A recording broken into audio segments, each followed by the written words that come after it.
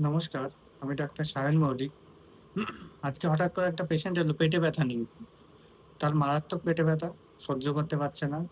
হ্যাঁ? তার সাথে গ্যাস হচ্ছে, পায়খানার সমস্যা।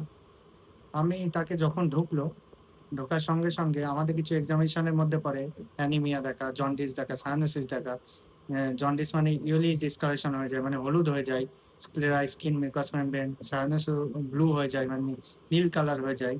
আর অ্যানিমিয়া তো রক্তাল্পতা, এটা সবাই জানেন। তাছাড়াও ক্লাবিং দেখতে হয়, অনেক এক্সামিনেশন আছে। তার মধ্যে ওনাকে যখন আমি শোয়ালাম, অ্যা তখন দেখলাম ওনার স্কিনটা হালকা একটু হলুদ আছে এবং স্ক্লেটা মানে চোখ সাদা অংশটা ওইটাও একটু হলুদ হচ্ছে এবং পেটে ব্যথা হচ্ছে। আমি শুনলাম তখন, "আপনি কি কোনো ডাক্তারবাবুর কাছে এর আগে গেছিলেন?" উনি বলল, "না, আমি কোনো ডাক্তারবাবুর কাছে তো যাইনি। আমাদের বাড়ির পাশে একজন আছে, তাকেই দেখিয়েছি। অ্যা তেমন ডাক্তারবাবুর কাছে আমি যাইনি।" আমি বললাম, "কোনো টেস্ট করতে দিয়েছে উনি?" বলল, "না, কোনো টেস্ট করতে দেয়নি।"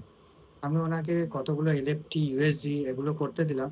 করতে দিলে এই জিনিসটাই বলার যে, যখন পেটে ব্যথা বা কোনো কিছু হবে একটু নেগলেক্ট করবেন না।